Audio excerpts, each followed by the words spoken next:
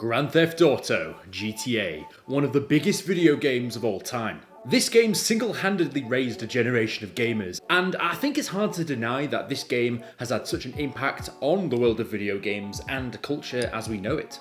However, many people don't actually know the origins of Grand Theft Auto, how it all started, and the very sneaky way that they managed to promote their game simply by review bombing their game. I've heard of video game publishers paying for good reviews of their games, but the complete opposite? First time hearing of it. Hello! Welcome to Brain Spill, the laziest show on the internet. My name is Tank, and yes, we're talking about Grand Theft Auto today. GTA is an action-adventure sandbox game, just in case for some strange reason you've never played it before. But with all great things, everyone starts at the bottom, and for the makers of Grand Theft Auto, this was no different. We have to go back to the year 1995 in Dundee, Scotland, through a company called DMA Design. Originally dubbed Race and Chase, this would be the working title for the very first Grand Theft Auto game. It resembled nothing like the games we know today, a top-down 2D driving game. Pretty basic in comparison to the wide-open sandbox game in the series that we all know and love. MBG Interactive, the publisher for the game, actually originally wanted to can the idea due to the fact that the game fundamentally didn't work. Yeah, that's a pretty big problem. The game was apparently just one complete massive mess for many years, and at many points the publisher even wanted to scrap the game, basically saying that it just didn't work, and what was the point in spending all those man-hours making a game that barely worked in the first place? In October 1997, they released the very first Grand Theft Auto game. After having renamed it into the title we all know, it was mid. It was alright. I mean, it was nothing to write home about. Look, it wasn't the mega Goliath title that we all know today. It was, still in its infancy, still trying to find its feet, still trying to find the best car to rob to make the game interesting. And there lies some of the real key problems with this game. However, there was two things more than anything which made the game, okay, but could have been much better. Perhaps some of the real big issues with the game held it back from being a cult classic, but primarily the two things that held it back was first and foremost the game's stability. So even if you did get something in the game, you couldn't really test it. The other big problem was the handling of the vehicles in the game, and for a game which you pretty much exclusively drive around in cars, this was a big problem. Therefore, the fundamental core of the game was broken. Yeah, I mean, what use is your driving game if the driving controls of your driving game are fundamentally janky and broken? I mean, who's going to play that for more than 5 minutes? I mean, look, if you break down the basic premise of the game and what you're doing, you're basically evading the law, stealing cars, and basically driving around like a criminal. The idea of the game is fun, but the actual gameplay leaves a lot to be desired.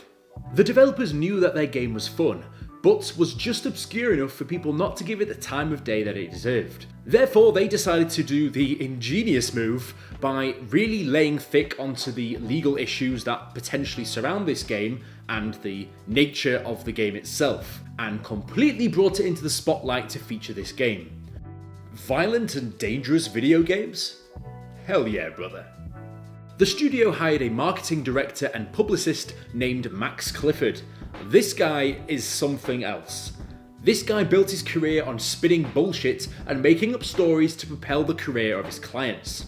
Just to give you an idea of what this guy did in the past and why he has been chosen for this type of job, his work would be primarily focused against flaring hate against his clients or what they were doing, basically by publishing completely fabricated stories to the press in order to rile up public opinion, and that was the way that he propelled his client's career to the next level.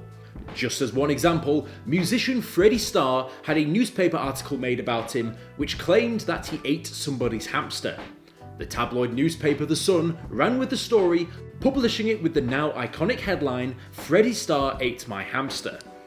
I love how they could have picked absolutely anything to rile up public opinion about Freddie Starr, but they decided that, they didn't want to go too far, but also far enough in order to make people feel, I don't even know what I'm saying. This guy ate a bloody hamster, apparently. But he didn't. It was all completely fabricated. This story was completely false, but that didn't stop people from reporting about it everywhere, it becoming headline news. People were talking about Freddie Starr, and that is exactly what he wanted to happen.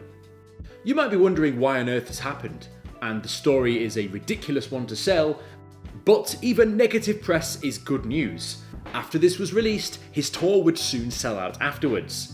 Despite how you feel about it, this type of marketing does work, provided it's done correctly.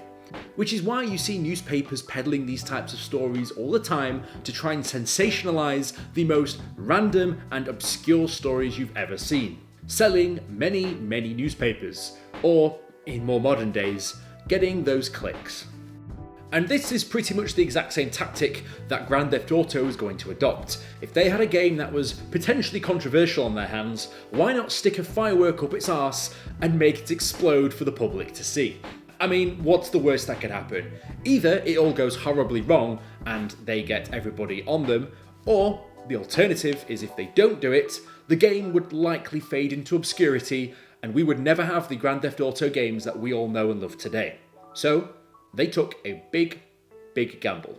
So, anyway, Max Clifford, he ran a story with the tabloid newspapers and just poked enough people and publicists to start a domino effect whereby the tabloid newspapers sensationalised the content in the game.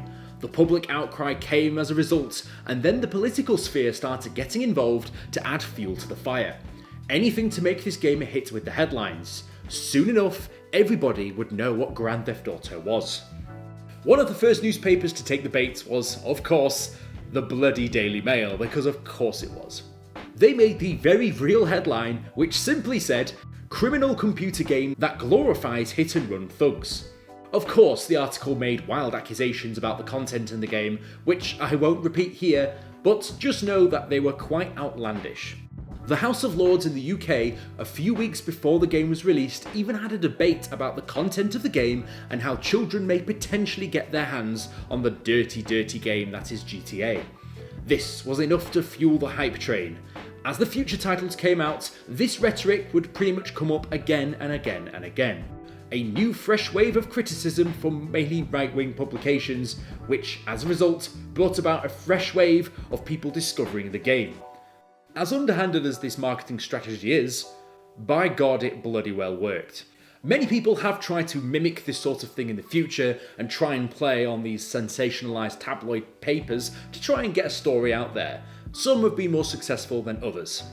One example in particular that didn't go quite so well was when the creators of Burnout decided to try and release a newspaper article in the UK which basically said that if you break the speed limit, then the makers of Burnout 2 will cover your bill. As you might expect, this didn't go down well. So yes, that was how GTA got its start. They were propelled into the limelight by paying people to have their game reviewed in various newspapers poorly. And as a result of the public outcry, this made the game spiral into the success we know it as today. So yeah, that is partly why Grand Theft Auto is so popular today. If you like that video, there's another one just like it right here. I'll see you guys in the next video. Fantastic.